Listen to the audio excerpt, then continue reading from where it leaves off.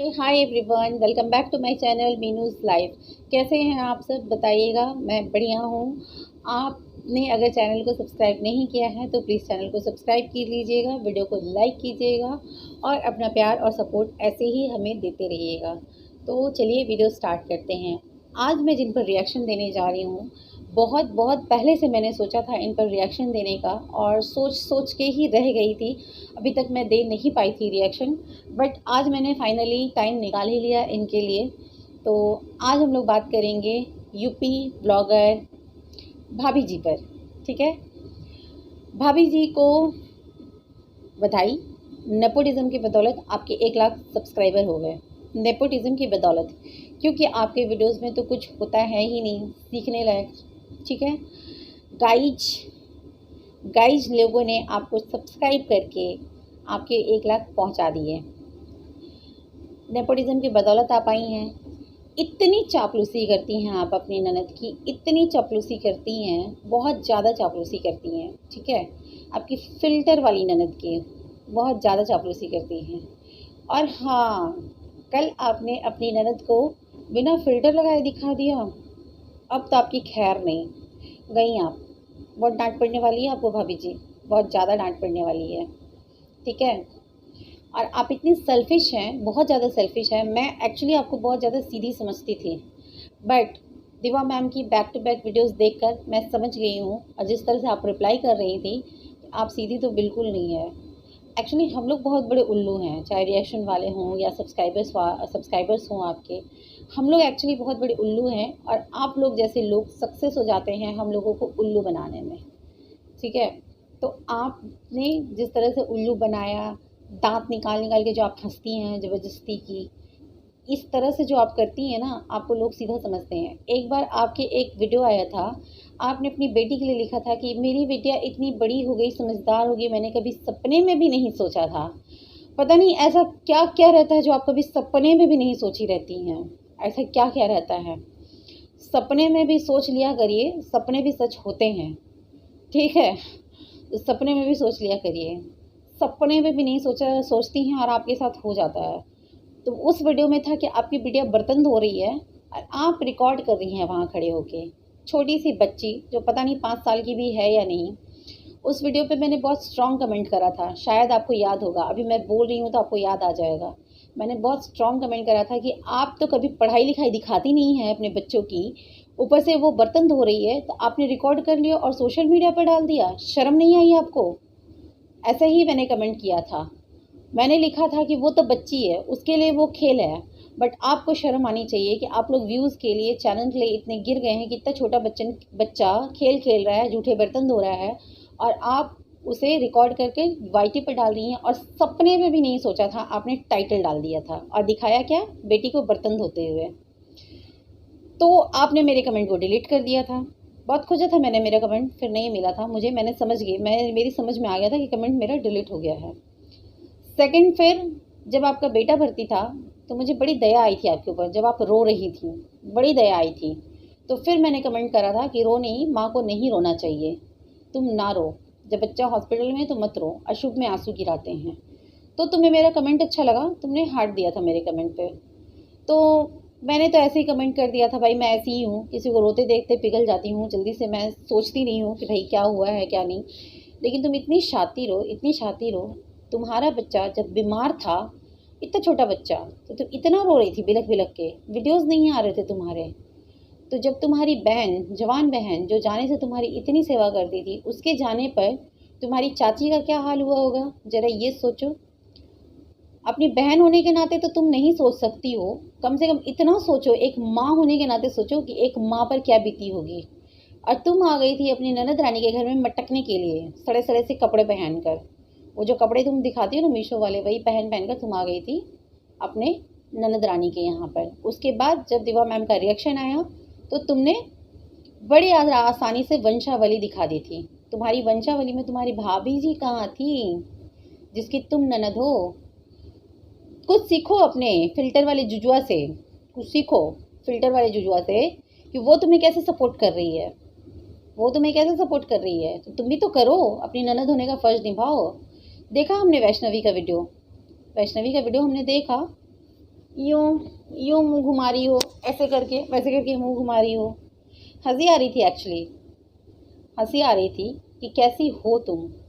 इतना भी ज़्यादा किसी के तलवों के नीचे क्या दब के रहना, इतने भी ज़्यादा किसी की क्या चापलूसी करना कि तुम उसका कहना इतना ज़्यादा मानती हो कि तुमने अपनी ननद अपनी भाभी का कोई सपोर्ट नहीं करा। अरे उससे कुछ सीखो, वो अपने मायके के लिए कितने मरती है और तुम अपने मायके के लिए क्या कर रही हो, ये सोचो। और अगर तुम ये एहसान मानती हो, हमारी दीदी, तुम्हारी दीदी जो है, तुम अगर ये एहसान मानती हो कि तुम्हारी दीदी ने तुम्हें सपोर्ट किया है या आज तुम कुछ हो तो तुम्हारी दीदी की बदौलत हो, इस गलतफहमी में मत रहना। तुम इस गलतफहमी में मत रहना। तुम्हारी दीदी ने इसलिए तुम्हें सपोर्ट किया है कि तुम्हारी दीदी के जो भाई साहब हैं, यानी तुम्हारे पति जी एक्चुअली बोलती हो ना तुम, पति जी, तो तुम्हारे पति जी कुछ करते नहीं थे, तुम्हारे पति जी कुछ नहीं करते थे, इसलिए तुम्हारे पति जी को अच्छे से तुम्हारे पति जी रह सकें और ये सब कर सके बोल के तुम्हारी दीदी जी ने तुम्हें एक रास्ता दिखाया और इसलिए उसने सब कुछ किया। अगर उसके भाई से तुम्हारी शादी कभी नहीं हुई होती ना, तो वो कभी तुम्हें सपोर्ट नहीं करती, ये बात तुम जान लो। और यहाँ कोई उठकर आकर ये कमेंट मत कीजिएगा कि उन्होंने बहुत लोगों को सपोर्ट किया, तो वो सपोर्ट करने के बदले में वो क्या क्या करवाती है सबको पता है। लोगों को पर वीडियोज़ बनवाती है, लोगों को परेशान करवाती है, ये सभी लोग जानते हैं भाई, ठीक है, ठीक है, उसके नेचर से सब लोग वाकिफ़ हैं, पहली बात। दूसरी, अगर वो तुम्हें इतना सपोर्ट करती ना, इतना ज़्यादा सपोर्ट करती तुम्हें, तो अपने भाई को बोलती पढ़ो लिखो, पढ़ो लिखो, किसी लायक बनो, तुम्हारी शादी हो गई है, आराम से पढ़ लिख सकते थे। लेकिन एक LIC एजेंट क्या पढ़ेगा, क्या पढ़ेगा, उसके भाई के पढ़ने में मन बिल्कुल नहीं लगता। 3-4 महीनों में तुम्हारी फर्स्ट इनकम आ गई थी, देखा था मैंने तुम्हारा वो वीडियो। और तुम्हारे पति जी जो यूँ यूँ करके एक्सप्रेशन दे के बता रहे थे ना, स्ट्रगल किया हमने, स्ट्रगल किया। 3-4 महीनों में जो सैलरी है उसमें स्ट्रगल, इतना स्ट्रगल, वाह। सोचो कि जो लोग बहुत दिन दिन से मेहनत कर रहे हैं और उन लोगों को व्यूज़ नहीं आ रहा है, उन जिन लोगों को सच में इनकम की ज़रूरत है, उन लोगों का क्या होता होगा। स्ट्रगल उसे कहते हैं। ये नेपोटिज्म की बदौलत आए हुए लोगों को स्ट्रगल नहीं कहते हैं। तुम नेपोटिज्म की बदौलत आई हो। तुम जैसे लोगों को जब 1K होते हैं, खुशी से तुम्हारे दांत नहीं अंदर होते। इतनी दूर तक की स्माइल है तुम लोगों की, खुशी से दांत नहीं अंदर हो रहे थे तुम्हारे। और तुम जो धन्यवाद कर रही थी दीदी का और सभी लोगों का, तो ये सिर्फ नेपोटिज्म की बदौलत था। और मुझे तो रिएक्शन देना ही था, मैं रिएक्शन दूँ, क्योंकि मैंने गधी पे भी रिएक्शन दिया था, तो मैं तुम पर रिएक्शन ना दूँ ऐसा हो ही नहीं सकता था, इसलिए मैंने तुम पर भी रिएक्शन दिया। और मेरा रिएक्शन आई होप लोगों को बहुत पसंद आएगा, और मैंने बहुत सही सही जो बोला है ये भी लोगों को पसंद आया होगा।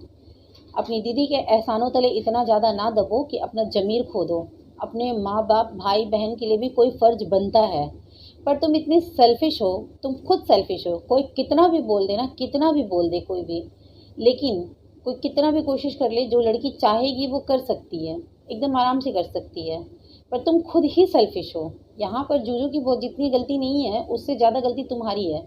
हो सकता है जूजू ने तुम्हें मना किया हो सकता है नहीं, एक्चुअली किया होगा जूजू ने मना, कि तुम वैष्णवी को सपोर्ट नहीं करोगी, वैष्णवी का प्रमोशन नहीं करोगी। लेकिन बात यहाँ पर ये आ जाती है कि वैष्णवी कुछ भी है तो तुम्हारी भाभी है।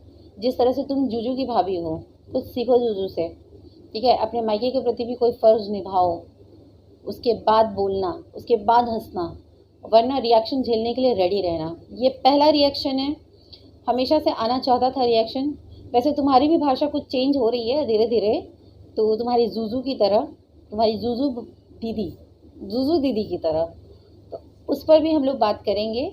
और जैसे बेटे को सिखाती हूँ ना, हाय गाइज, बोलो हाय गाइज, बहुत हंसी आती है मुझे। कभी सिखा दो A for Apple, B for ball, लेकिन तुम लोग सबसे पहले सिखाते हो गाइज बोलना, गाइज। क्योंकि क्या आगे भी यही करवाना है क्या अपने बच्चों को भी, जिस तरह से तुम लोग कर रहे हो, आगे भी यही करवाना है क्या, पढ़ाना नहीं है, बस गाइज बुलवाओगी, गाइज गाइज, बस यही बोलना है और तो कुछ मतलब नहीं है। चलो इस वीडियो का एंड करते हैं, और बहुत कुछ है बोलने के लिए, क्योंकि बोलने जाऊंगी तो बहुत बहुत टाइम निकल जाएगा। दिवाली सर पर है, बहुत सारे काम है, इसलिए एक छोटा सा वीडियो भाभी जी के 1 लाख सब्सक्राइबर्स पे, नेपोटिज्म की बदौलत वाले सब्सक्राइबर्स पर एक छोटा सा रिएक्शन था। तो आप लोगों को ये रिएक्शन कैसा लगा प्लीज़ बताइएगा, और चैनल को सब्सक्राइब कीजिएगा, वीडियो को लाइक कीजिएगा, और मुझे प्यार और सपोर्ट अपना देते रहिएगा। मिलते हैं नेक्स्ट वीडियो में। और भाभी जी पर अगर किसी तरह का आप लोगों को रिएक्शन चाहिए किसी टॉपिक पे, तो प्लीज़ मुझे कमेंट करके ज़रूर बताइएगा, वरना मेरे इंस्टाग्राम पर मुझे बताइएगा। अगर कोई अपनी आइडेंटिटी छुपाना चाहते हैं तो मुझे इंस्टाग्राम पे कांटेक्ट करके बताइएगा। भाभी जी पे, जुजू पे, या किसी भी ब्लॉगर पे कोई भी रिएक्शन चाहिए तो प्लीज़ मुझे बताइएगा, ताकि मैं रिएक्शन दे सकूँ। चलिए मिलते हैं नेक्स्ट वीडियो में। Till then bye.